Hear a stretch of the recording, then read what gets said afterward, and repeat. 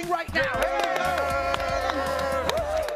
McNutt is ready to roll. Jack Mendoza's back. Joe Fortenbaugh, you betcha. He's got lots to get to today, and they are not alone. We got a big squad rolling this morning. JWill is up this morning. McMahon is up this morning. We'll have Shefty and Damian Woody. Let's go. We begin with the game of the night.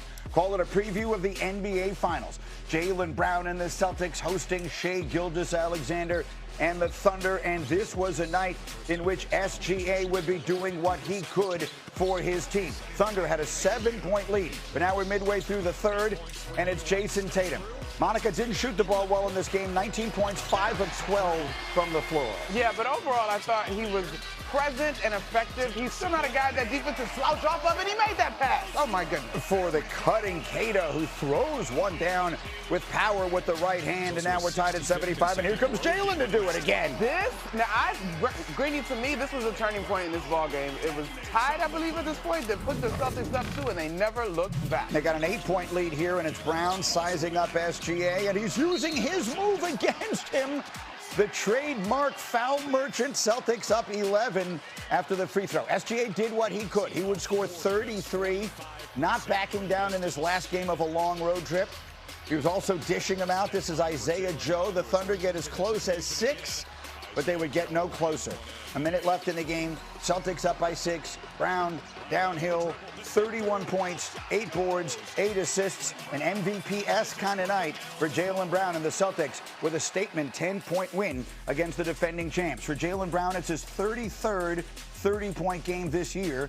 It's tied for the 5th most in a season in Celtic history. Larry Bird would be next up on the list. But the storyline right now is his teammate Jason Tatum. Here's what Brown had to say. That was a great, encouraging game for JT. Like, high-level, intensity, physical team.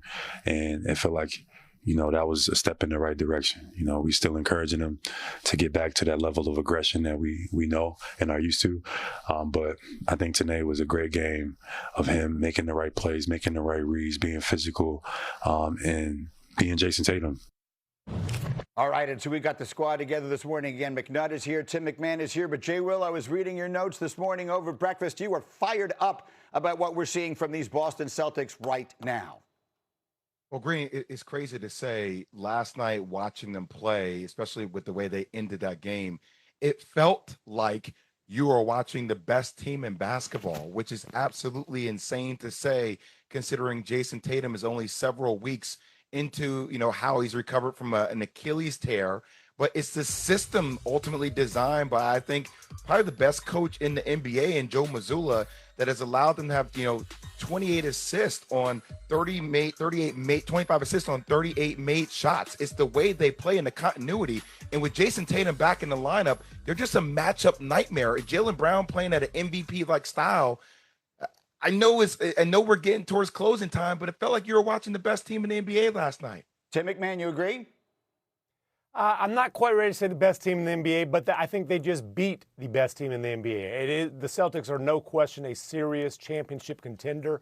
For them to be the number 2 seed with Jason Tatum missing most of the season, you have to respect it. You have to be impressed with it. They've got a system. They've got stars. And, what we're seeing is Jason Tatum rounding into form. If he's close to peak form come playoff time, look out. Yeah, and let's dispel, Tim, just quickly. People seem to be making a big deal about him not shooting the ball well. And we were talking about this morning before we came in here. When you consider how long he was out, the injury he was out with, and how long he hasn't been back yet, what level of concern do you think people should have right now in late March? Stop sweating small sample size shooting numbers from a dude fresh off a freaking 10-month Achilles rehab. They don't need Jason Tatum at his best or close to it in March. They need that guy in May. And, as Jason Tatum said, he did a lot of things well last night. Rebound, distribute, attack. And honestly, he knocked down shots last night, 3 of 6 from three-point range. But again, don't worry about what he looks like right now. He is ramping up. If he's close to himself come playoff time, the Celtics are the clear favorites in the Eastern Conference. Clear favorites in the Eastern Conference. Monica, you watch the Knicks play every single day. They're on a 7-game win streak.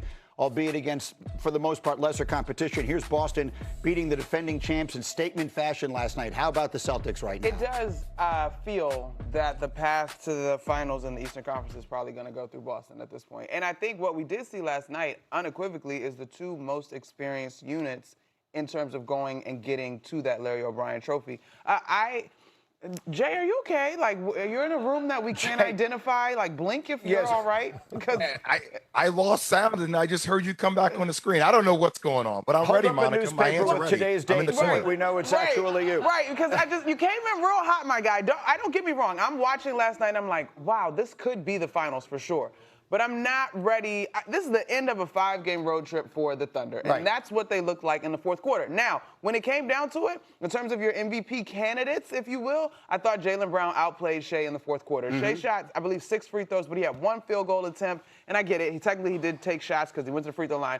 But it wasn't the level of aggressiveness you're accustomed to seeing from him. I'm going to stand up for my man, Jay Williams, who I can confirm is not being held against his will somewhere. All is well. Here's the deal, Jay. I'm completely with you. This is a team that has been without a top 5, an all-NBA first-team player for the entirety of the season. They are sitting right there near the top of the standings. They are working him back into shape. They have championship pedigree. They have a coach who I agree with you is demonstrating himself to be among the elite coaches in the game, and they figure only to get better as Tatum gets worked in more and more. I'm completely on your side. To me, right now, if I had to bet the palatial estate on one team this minute, Jay, I think I would bet it on Boston. And Greeny, I would be happy to bet your palatial estate, no doubt about it. I just want to say, Sis Monica here and Tim, hear me out. Like, operative word was felt. Like last night. Like and you know how I am, guys. Like I think there is momentum, and obviously, Tim, you talked about this. A guy coming off an Achilles tear to find his rhythm, but like with 10 to 12 games left in the regular season, him finding that rhythm and getting that experience, it feels like they could mold into the team we expected them to be. Guys, I didn't expect them to be this team. I didn't think Jason Tatum should come back. Like it feels like they're defying all odds. And it's Joe Mazzulla's style, ultimately, that I think gives them the edge to potentially win this whole thing. All right, the NBA was drunk last night. Murray went crazy last night. Luka went crazy last night. He should be the NBA. He is MVP. He is pleading his case, but the odds not necessarily in his favor. They stand at 13-1 to take home the MVP, and it's SGA, the heavy favorite. Michael Mullen is back, and really, I just need to pick your brain about this MVP conversation because Wemby thinks he's the MVP. Luka's just been on an absolute tear lately, and SGA is just out there, well, he's just being SGA and setting records. Who do you think is the MVP? Well, as you mentioned, so many viable candidates, but my vote right now, with 10 games to go, would be Shea, because of his excellence, his consistency.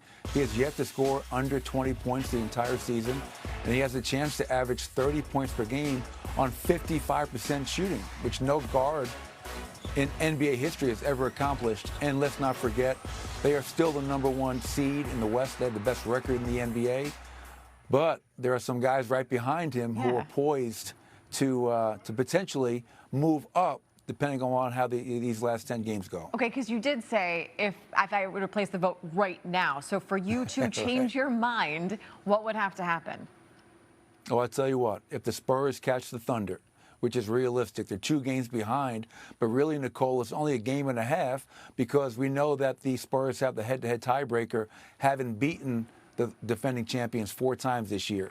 And I know Wemby's come out publicly and talked about how he wants to be the MVP and he feels he deserves to be the MVP. And what he's doing and what the Spurs are doing and what Mitch Johnson is doing in San Antonio is remarkable for a team filled with guys that have never been to the playoffs. I think it's pretty safe to say that even if Wemby isn't the MVP this season, like he's going to be the MVP at some point. Let's now switch to what I can only assume is